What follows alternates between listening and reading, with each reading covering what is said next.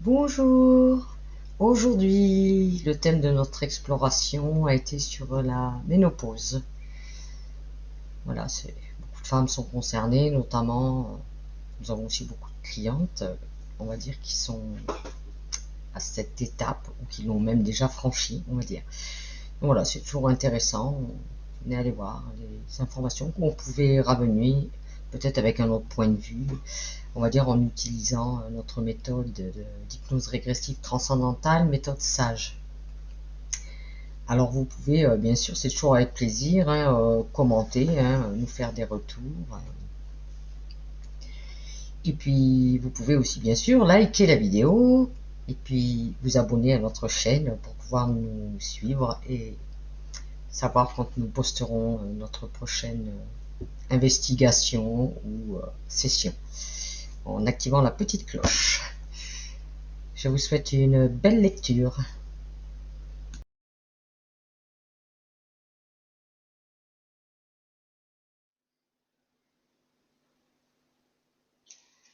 Je compte maintenant de 1 à 3. À mon 3, tu vas aller te connecter sur la ménopause. 1, 2 et 3. Oui. Alors je voudrais savoir, est-ce que la ménopause, elle a toujours existé, on va dire, pour l'humain? Est-ce que ça a toujours été présent dans le cycle? Oui, je vois des femmes, mais aussi. Alors, toi, tu fais du bruit là. Ben non, Je vois si, je vois je vois des femmes, oui, même d'Auch au temps romain ou même avant. Je vois que dans dans la programmation en fait du vieillissement du corps humain, il y a l'arrêt progressif du fonctionnement ovarien, les follicules qui ne fonctionnent plus, et du coup la procréation qui s'éteint, et les hormones également qui diminuent parce que ce n'est plus actif. alors justement, qu'est-ce qui provoque cet arrêt, Julie? Ce vieillissement, tout est lié en fait à l'arrêt du fonctionnement des ovaires. D'accord. Après, ce que je vois, on va dire, ça c'est dans quelque chose de naturel en fonction de comment vieillit le corps humain, c'est-à-dire que ce que je vois par rapport à aujourd'hui. Euh, Aujourd'hui, j'ai cette image qui est venue tout de suite, faut que je te dise, c'est avant, on mourait plus jeune et on se rendait compte de la ménopause chez, bon, puisque c'est des femmes qui mouraient autour d'une cinquantaine d'années, ce qui était assez vieux à une certaine époque. Et c'est comme si ça, euh, je sais pas, il y a quelque chose, tu vois. Je vois comme si les femmes sentaient, en fait, avant, jusqu'à une quarantaine d'années, on sentait un déficit dans la facilité de procréation. Et en Oui. même temps, on arrêtait, on va dire, je vois quelque chose de collectif, c'est-à-dire que on savait qu'à partir d'une quarantaine d'années, le taux de mortalité augmente, tu vois, de 80% à une certaine époque. D'accord. Et que du coup, la femme, euh, c'est comme dans la conscience collective, se disait, bah là, si j'ai assez d'enfants, je stoppe la conception pour avoir assez de réserves et m'occuper des enfants que j'ai, tu vois, Comment ça, avoir assez de réserve? d'énergie. Euh, C'est-à-dire que si elle s'était à nouveau enceinte à une quarantaine d'années, alors que pour eux c'était déjà assez Vieux. vieux, ben, il y en a Hmm. qui pouvaient vieillir à 60, tu vois. Mais chez la femme, c'est comme si instinctivement, elle mettait une limite en fait à partir d'une quarantaine d'années, elle mettait une limite dans la fécondation. D'accord, donc ça vient de quelque part le fait que ce soit dans cette conscience collective, Oui, quelque part ça se met en place dès l'instant qu'on valide cette information, comme on dit. oui. Attends, D'accord, excuse-moi, j'ai un réveil qui a pas été éteint. Je reconnais la musique. c'est pas grave.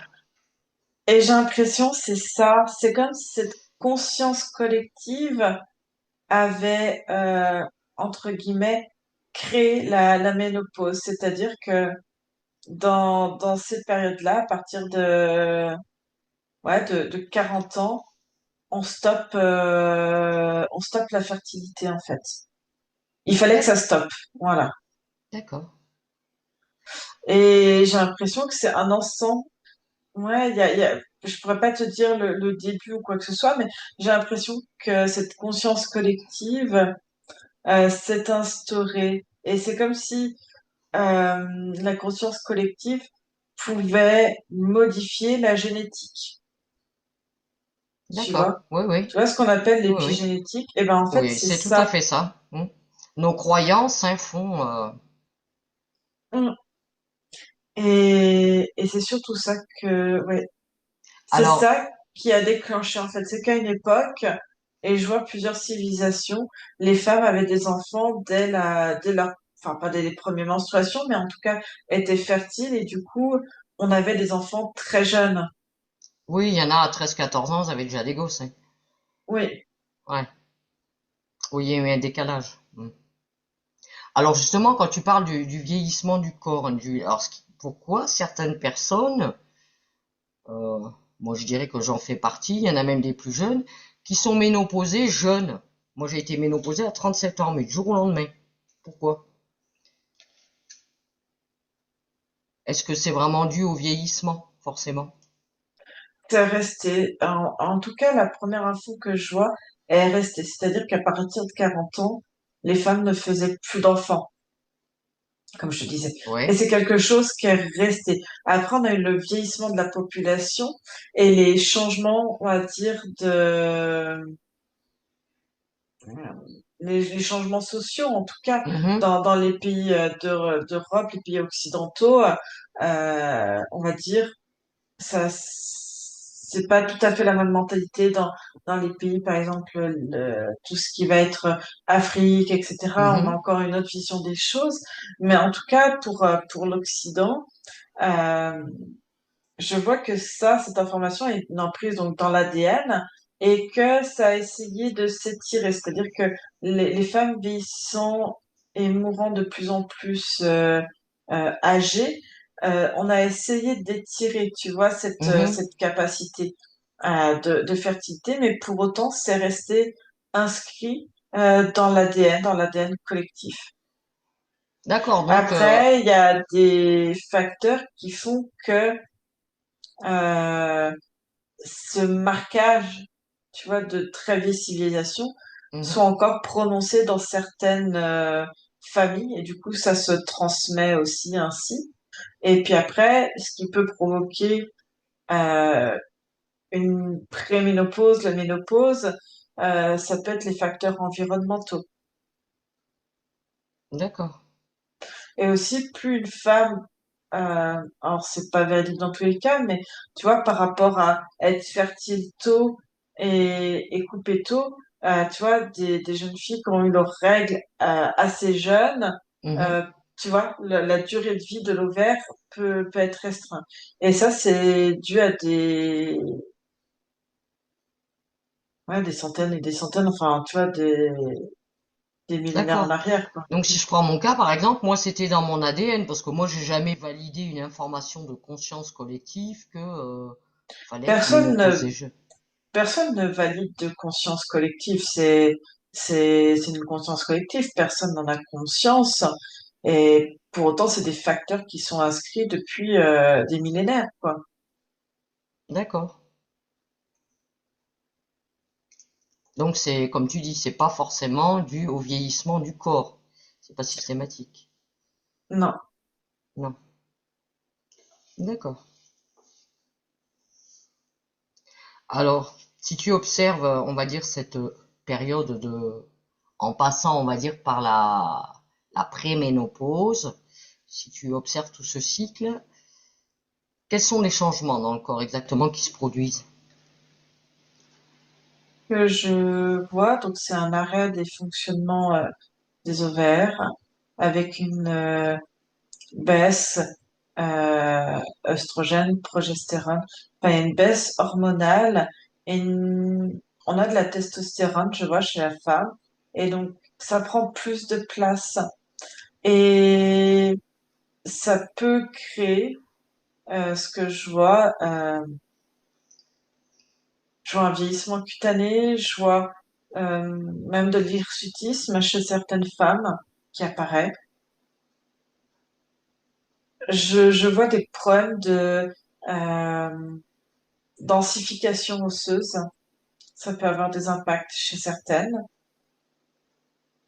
Comme les hormones aussi font le yo-yo, ça va créer un stress physiologique et du coup, ça peut amener de l'inflammation dans le corps, donc des douleurs.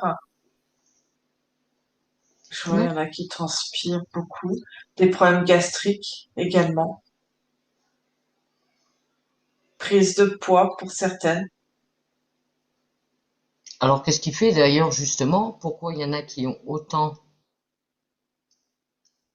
on va dire, d'inconvénients quelque part et que d'autres, enfin moi les inconvénients, j'en ai pas eu, hein. Ou alors vraiment, mais alors du infime, hein. Et que d'autres le passent très mal, quoi. C'est pénible. Qu'est-ce qui nous différencie? Alors, j'ai plusieurs facteurs. C'est comme si certains corps étaient plus prêts que d'autres. C'est bizarre. À, à être dans cette période de ménopause, ça va dépendre aussi de la santé, le bon état de santé de base. Mais après, ça va être, je vois vraiment aléatoire sur les symptômes. Ça va des fois dépendre de l'alimentation également. Parce que je vois une femme, par exemple, qui est très sportive, mais qui, pour elle, en fait, va vraiment sentir le poids de la ménopause et pourtant, tu vois, elle va avoir une bonne hygiène de vie aussi Mhm, et être impactée. Je- Ce que je vois, plus la... Normalement, une ménopause précoce, on va dire, ça va être euh, embêtant parce que c'est associé à un vieillissement plus prématuré derrière parce que les hormones ne fonctionnent plus. Et en même temps, ça peut très bien se passer et ne pas entraîner de maladies ou de problématiques. Et tu vois, j'en reste, j'ai vraiment cette datation de la quarantaine, tu vois, par rapport aux civilisations anciennes, en fait, comme si ce marqueur était resté là et que chez certaines femmes qui vont avoir des ménopauses tardives, ça peut être plus compliqué, mais après, tout va dépendre de quand est-ce qu'elles ont débuté leur première menstruation. Il y a aussi ça, en fait. d'accord. Comme si on avait tout un laps de temps et que si ce laps de temps, tu vois, sur le fonctionnement ovarien, on arrive à le faire perdurer ou, par exemple, si avant il y a eu des prises des stimulations ovariennes Mhm, sur des parcours de PMA ou des prises de pilules, des choses comme ça peut jouer sur la suractivation des follicules au niveau ovarien et du mhm, coup la ménopause être plus compliquée. d'accord. Tu vois, c'est comme si on avait tiré à fond dessus au lieu d'avoir un cycle naturel. D'accord. ça aussi. Et suite à cette, on va dire, à cet arrêt et à cette ménopause, une fois qu'elle est installée, quelles autres parties du corps, quelque part, enclenchent aussi un processus, si c'est le cas? Alors moi, j'ai tout le processus physiologique, mais j'ai un processus émotionnel, psychologique, mais aussi sociétal. Je vois, comme tu dis, chez certaines femmes, ça va rien changer, Mhm. mais pour d'autres, j'ai l'impression que c'est une rupture, c'est-à-dire qu'elles changent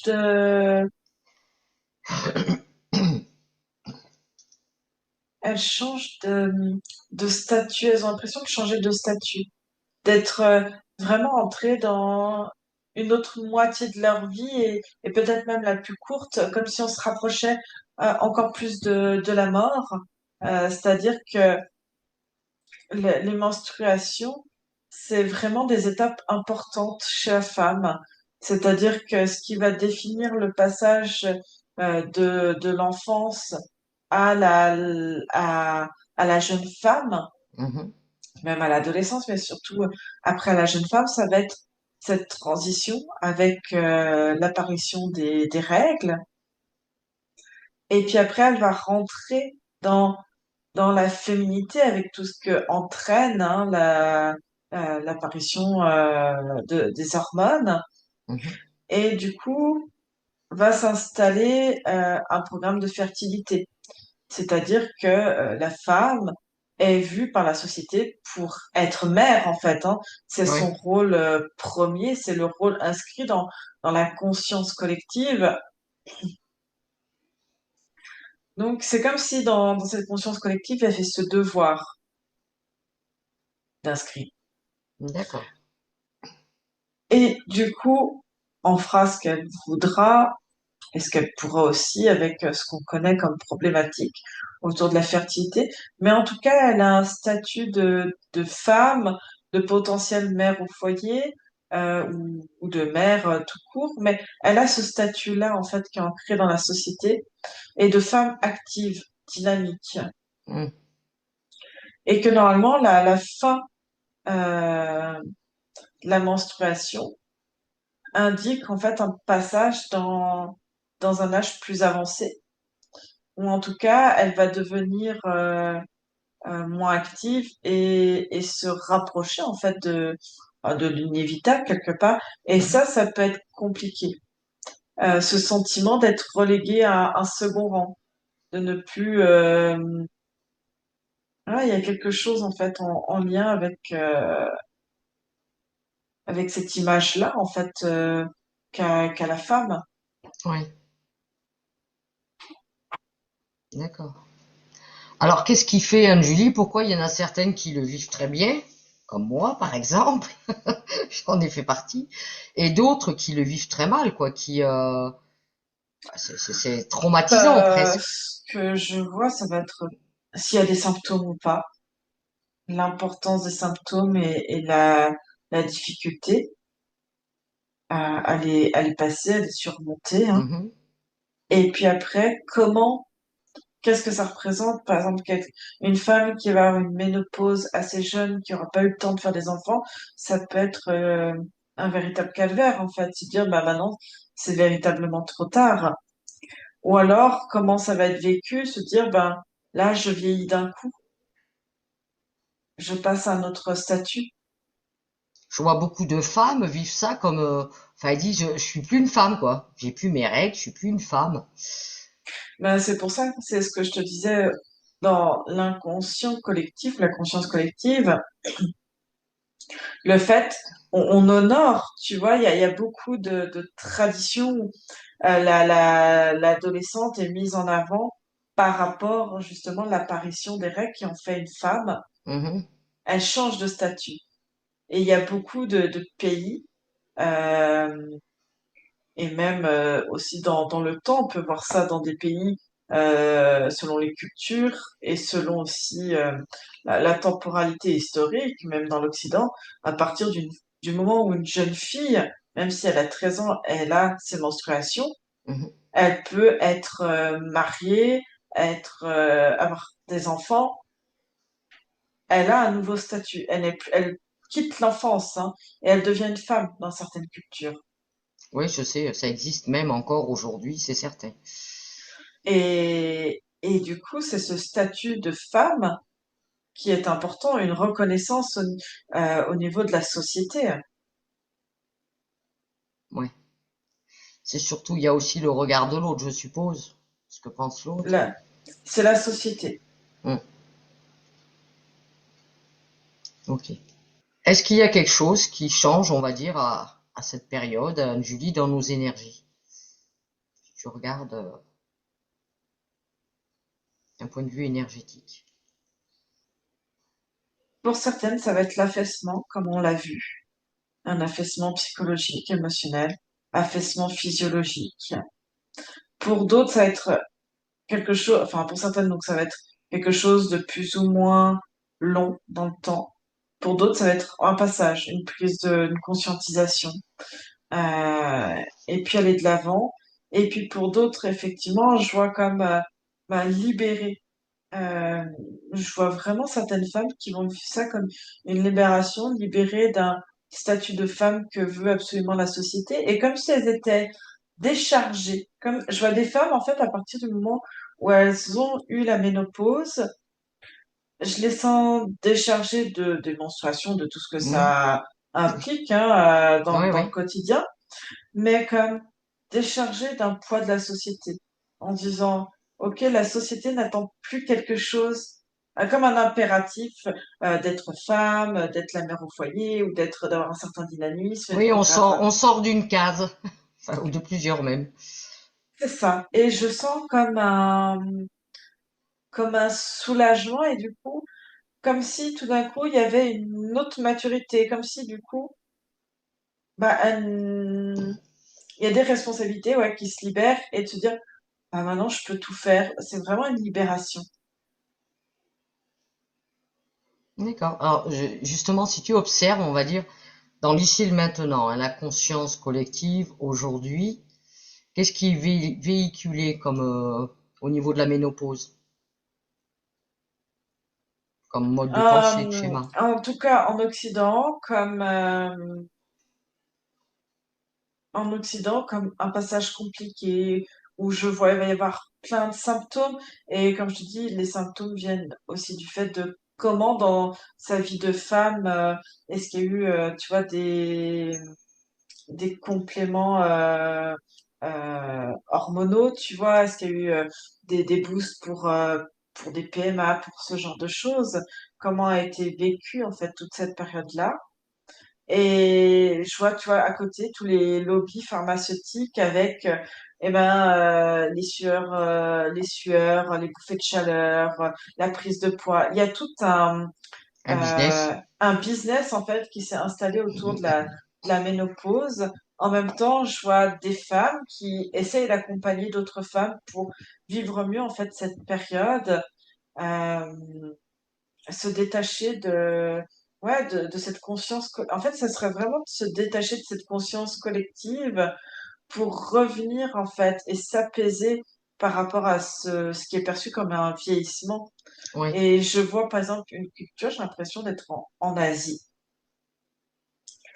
où la femme, en fait, est reconnue effectivement à partir du moment où elle a ses menstrues, mais quand les menstrues se terminent, c'est comme si elle avait fait son devoir de femme, hein, il y a toujours un poids de la Mhm. société, mais enfin, on l'autorisait un certain relâchement par rapport à ça, peut-être un autre statut, des fois de grand-mère ou Mhm. autre, mais c'est celle aussi qui a la sagesse, a acquis une certaine sagesse, parce que si elle est en ménopause, c'est-à-dire qu'elle a un certain âge, elle a vécu, elle a de l'expérience, donc c'est elle qui va être aussi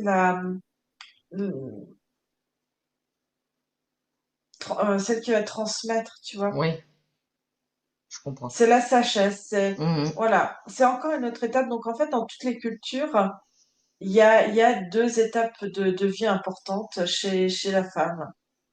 D'accord.